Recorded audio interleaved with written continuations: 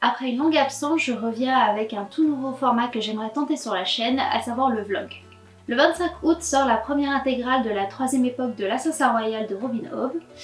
Et cette saga a été un énorme coup de cœur pour moi durant la première lecture, tellement que je n'ai pas su mettre de mots sur ce que je ressentais durant cette lecture dans une chronique écrite. Mais avec la sortie de cette troisième et dernière époque malheureusement, je me suis dit que c'était le moment idéal pour me lancer plutôt dans une relecture de cette saga et du coup de la partager avec vous. Mon projet est très ambitieux, à savoir qu'il y a 4 intégrales de 1000 pages chacune, sans compter la cinquième qui sort fin août. Je me suis donc fixé comme objectif de lire une intégrale par semaine et du coup à peu près 150 pages par jour. Je ne sais absolument pas ce que ça va donner, j'espère que je vais tenir le rythme et que ce ne sera pas trop long pour vous, ni trop répétitif.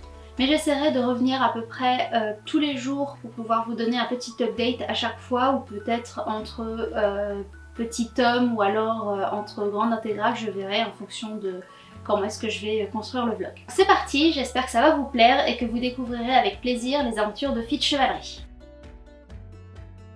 Bâtard du prince Chevalerie, le jeune Fitz grandit dans l'ombre de la forteresse de Kesselser, où le roi subtil ambitionne de faire de lui son assassin personnel.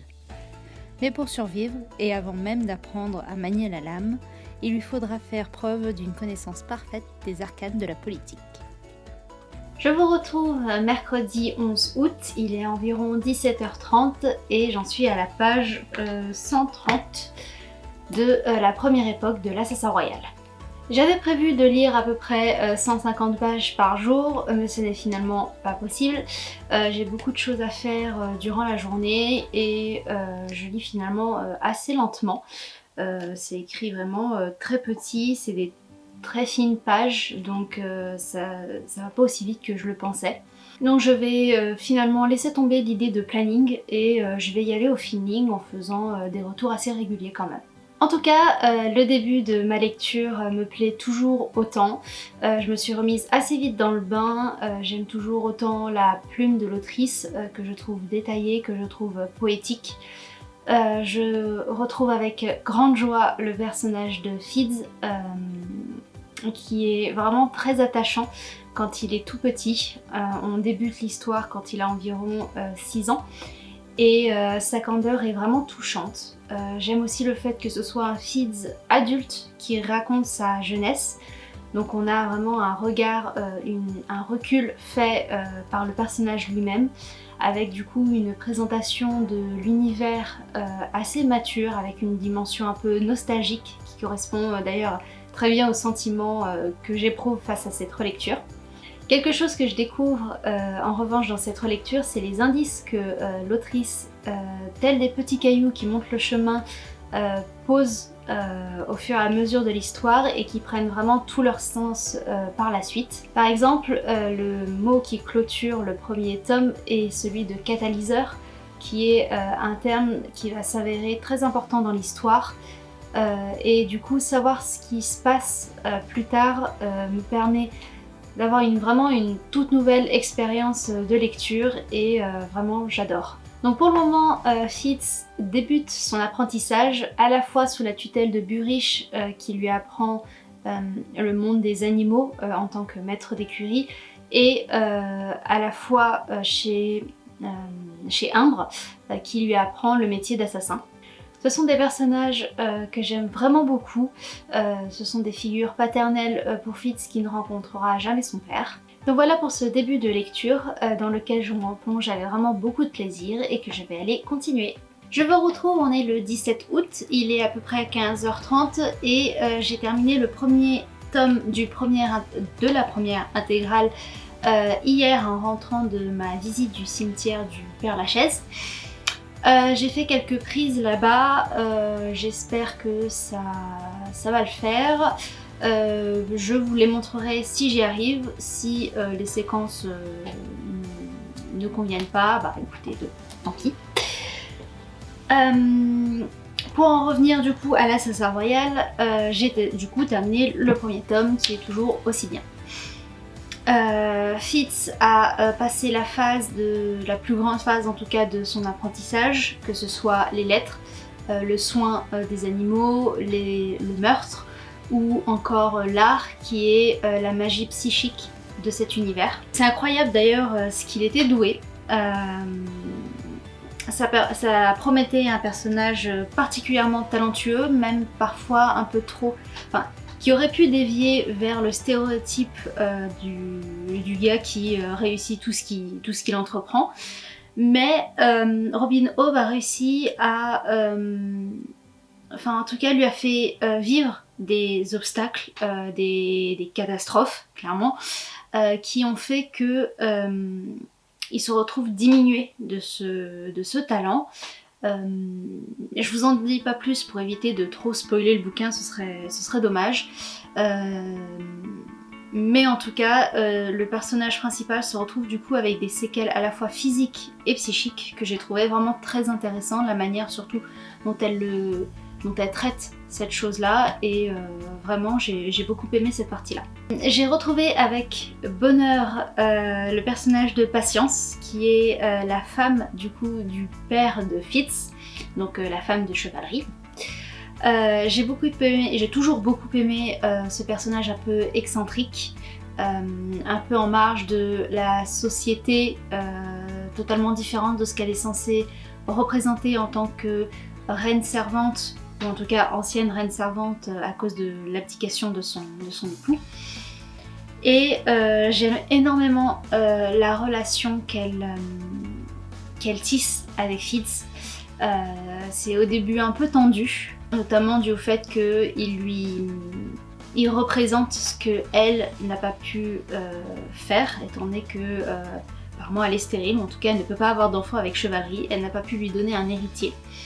Et ça l'a toujours beaucoup tourmentée, et au début Fitz a un peu appréhende sa rencontre avec elle à cause de ça, de peur que elle lui voue une haine particulière, une rancœur particulière, et bon, je vous en dis pas plus non plus à ce niveau-là, mais en tout cas une relation très particulière s'installe entre eux et évolue, et j'ai vraiment beaucoup aimé la manière dont elle se construit.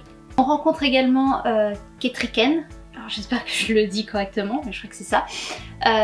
Une princesse pas comme les autres, qui est censée du coup épouser le prince Vérité, qui est du coup maintenant le roi servant. J'ai toujours beaucoup aimé ce personnage, un personnage féminin fort, solide, et à la fois doux et altruiste. J'aime beaucoup en plus la culture des montagnards, ce statut que les rois ont, qui d'ailleurs ne sont pas vraiment des rois, ce sont des oblats, donc qui sont au service total de leur peuple, donc qui n'habitent pas dans un grand palais, qui n'ont pas de statut, qui n'ont pas d'avantage par rapport à leur peuple. Et ça, j'ai vraiment beaucoup aimé la manière dont la politique est gérée dans les montagnes, et elle représente beaucoup, parfaitement même je dirais plutôt, cette culture-là, et ça en fait un personnage très très attachant. La relation entre Burish, alors Burick, je sais jamais comment ça se prononce, mais je vais partir en tout cas sur Burish. Donc Burish et Fitz a été très difficile à lire parce qu'il y a beaucoup de mésententes, il y a beaucoup de tensions entre eux, notamment dû au fait que Fitz a le vif, qui est une magie des bêtes, une magie qui permet de communiquer, de connaître le langage des animaux, et qui est vraiment très mal vue dans cet univers. Mais malgré cette tension, cette mésentente, on remarque quand même qu'il existe un amour sans équivoque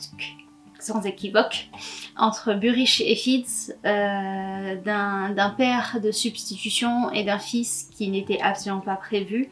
Et j'aime beaucoup cette relation aussi, j'aime beaucoup la manière dont, même s'ils s'aiment énormément, il y a des choses qui malheureusement ne passent pas. Du coup ils passent pratiquement au moins 1 an en tout cas à ne plus se parler, c'est très difficile pour tous les deux, et j'aime bien la manière dont on montre qu'une relation a beau être forte, le lien peut être très intense, et pourtant il peut y avoir des hauts et des bas, et ça c'est vraiment l'un des plus gros bas que Fitz rencontre avec Burish, et j'aime beaucoup cette manière dont l'autrice a réussi à la développer et à la traiter. L'apprentissage de Fitz concernant l'art a aussi été difficile à lire, donc à nouveau non pas parce qu'elle est nulle ou quoi que ce soit ou maltraitée, mais parce que je déteste profondément Galen qui est le maître d'art. Pour moi, il est aussi détestable que Dolores Umbridge dans Harry Potter, et ceux qui connaissent le personnage savent à quel point la barre est haute.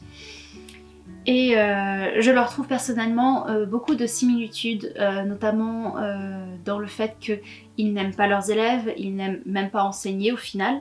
Ils enseignent avec violence et avec mépris. Et Fitz a énormément subi, plus que les autres, la haine de Galen en tant que bâtard royal. Et ça a été vraiment difficile à lire, je trouve, parce que l'autrice arrive à retranscrire parfaitement l'intensité des émotions. Et c'est ce qui rend d'ailleurs ce roman aussi génial.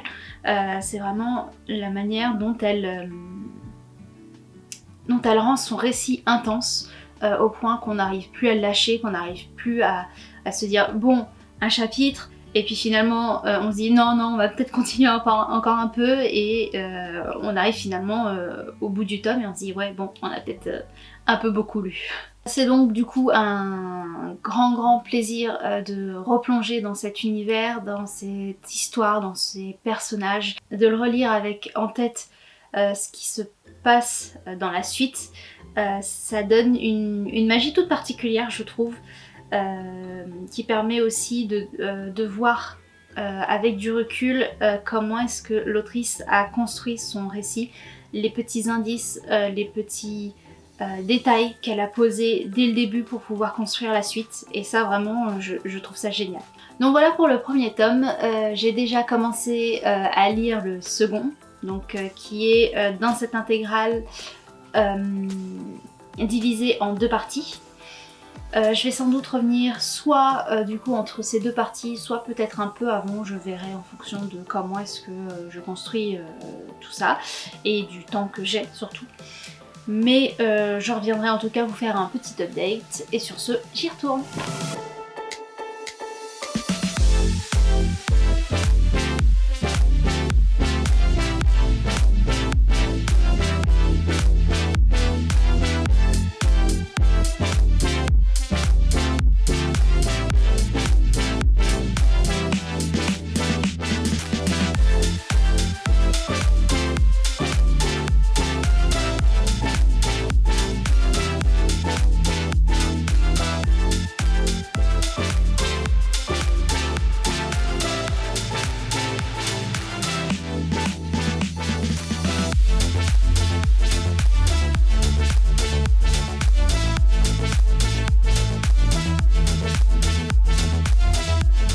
Je vous reprends aujourd'hui, nous sommes le 4 septembre, il est à peu près 16h20 et j'ai terminé la première intégrale de la première époque. J'avais de cette partie un souvenir assez vivace, notamment les tout derniers chapitres où la tension est à son comble.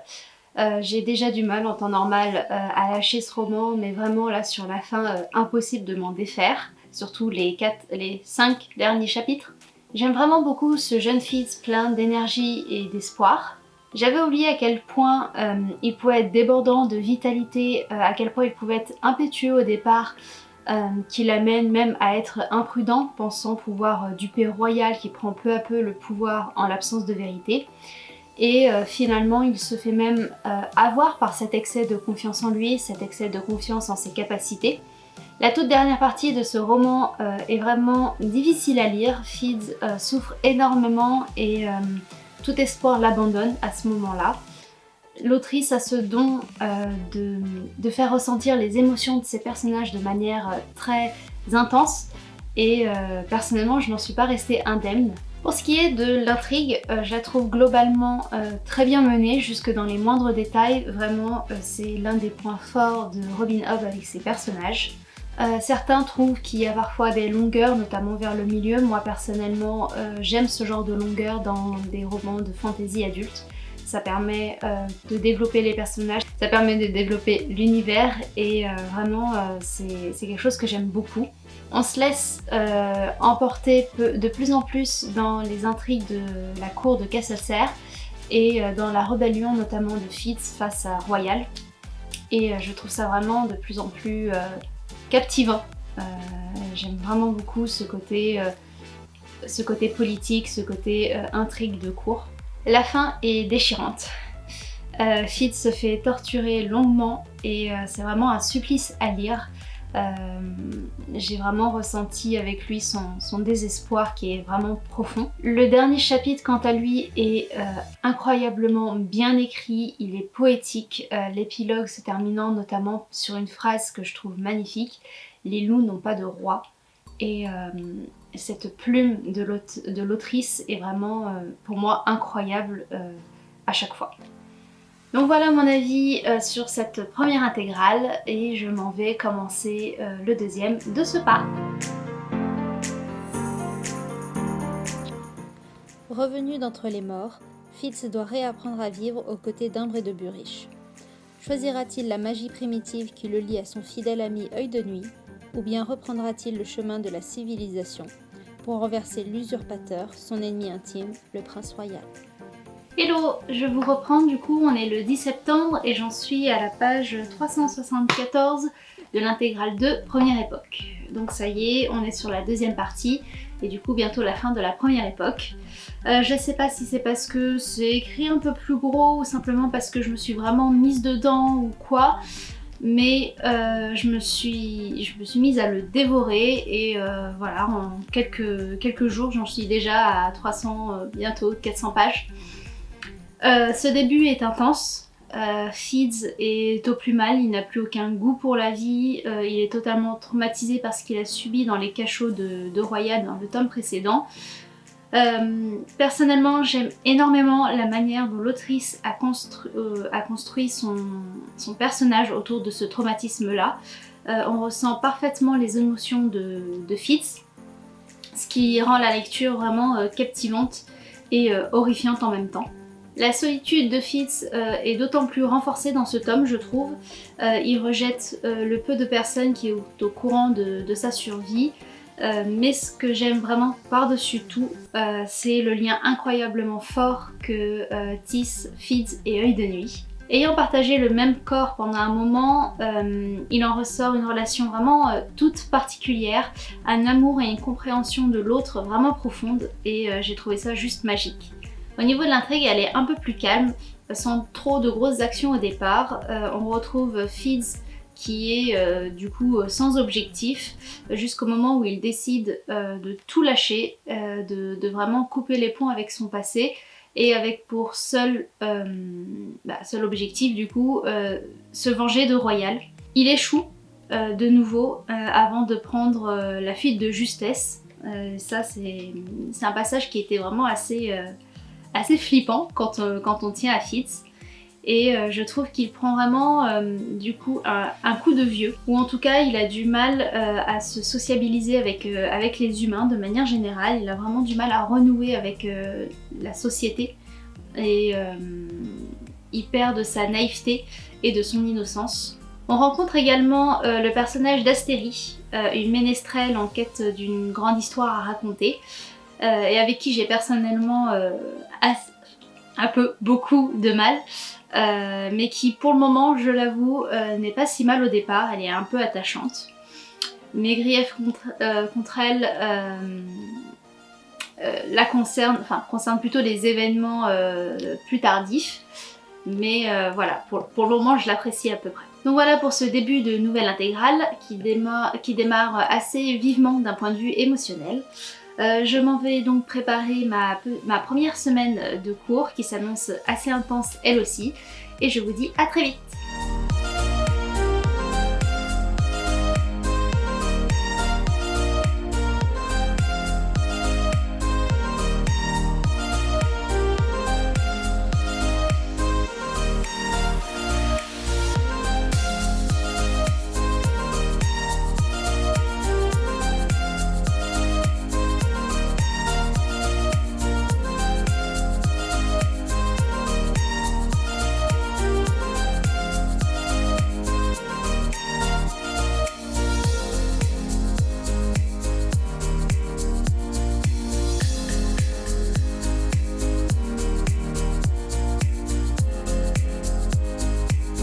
Je reviens pour un nouvel avis. On est le 19 septembre et j'en suis à la page 900 de Intégrale 2 époque 1. Que vous dire de plus par rapport à ce que je vous ai déjà dit? Je suis toujours autant sous le charme de Fitz, d'Œil de Nuit et de la plume de Robin Hobb. Fitz actuellement subit 1001 tourments à la fois physiques et psychologiques, complètement vidé, épuisé, désespéré. Vraiment, l'autrice ne lui laisse aucun répit non plus qu'au lecteur par la même occasion. Néanmoins, on retrouve quelques moments de bonheur. Alors attention, gros spoiler pour ceux qui ne l'ont pas encore lu, mais on retrouve Ketriken, on retrouve Imbre et bien sûr on retrouve le fou. C'est donc pour moi l'occasion de vous dire à quel point j'aime ce personnage, si particulier, si singulier, si ambivalent, attachant, mystérieux. Vraiment il y a toute une panoplie d'adjectifs pour le décrire et pourtant les mots me manquent. Je le trouve écrit d'une justesse assez incroyable. J'ai vraiment pas les mots assez forts pour décrire ma joie de revoir ce personnage qui accompagne du coup Fitz malgré sa faiblesse de corps, dès qu'il va le retrouver ne va plus le lâcher. Et du coup leur amitié s'approfondit par la même occasion par rapport notamment à la première intégrale où de nombreux secrets et dangers les séparaient. J'ai eu un peu de mal avec le retour de Ketriken, que je trouve assez peu indulgente envers Fitz après tout ce qu'il a vécu, mais elle reste tout de même un personnage que j'aime beaucoup. On fait également la rencontre de Caudron, une vieille femme très énigmatique. On en apprend assez peu sur elle au début et je l'aime aussi beaucoup. Elle me fait également beaucoup rire, presque autant que Œil de Nuit au sarcasme et à l'espièglerie assez légendaire. Donc Fitz est cette fois bien accompagné pour entreprendre sa quête de retrouver son prince, non plutôt son roi vérité maintenant.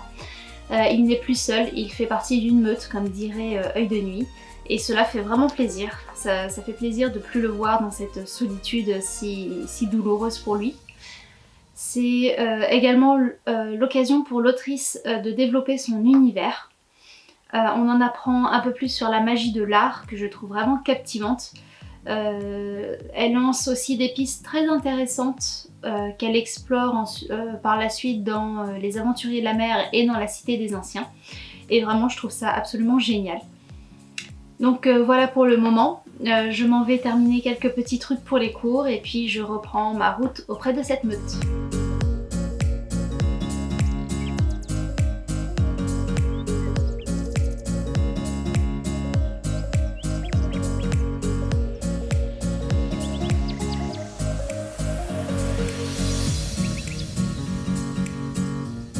Ça y est, je vous reprends pour la dernière fois. On est samedi 25 septembre et j'ai terminé la première époque.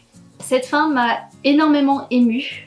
J'ai replongé dans les détails de cette histoire avec avidité et c'est tout simplement parfait. J'ai encore une fois du mal à poser des mots sur cette lecture qui m'a prise par les tripes, qui m'a captivée tout du long. Vraiment, je ne saurais pas vous dire autre chose que lisez-le, faites la rencontre de Fitz, découvrez l'histoire des 6 duchés. Donc voilà, c'est vraiment une fin en plus alors douce amère dans le sens où tout est bien qui finit bien dans l'ensemble. Les 6 duchés sont sauvés. Vérité est allée au bout de sa quête, Fitz est allé au bout de sa quête, mais ils en ont payé le prix. Vérité est devenu dragon. On ne le retrouvera plus, ce qui est vraiment dommage parce que c'est vraiment un personnage que j'ai adoré. J'en ai pas énormément parlé pour le coup, mais c'est vraiment un personnage que j'aime beaucoup. C'est un personnage qui se dévoue dans son rôle alors au début quand même de prince, puis de roi servant, puis de roi, qui a sacrifié absolument tout son être littéralement pour son royaume. Et ça fait un peu mal au cœur de devoir le voir partir comme ça.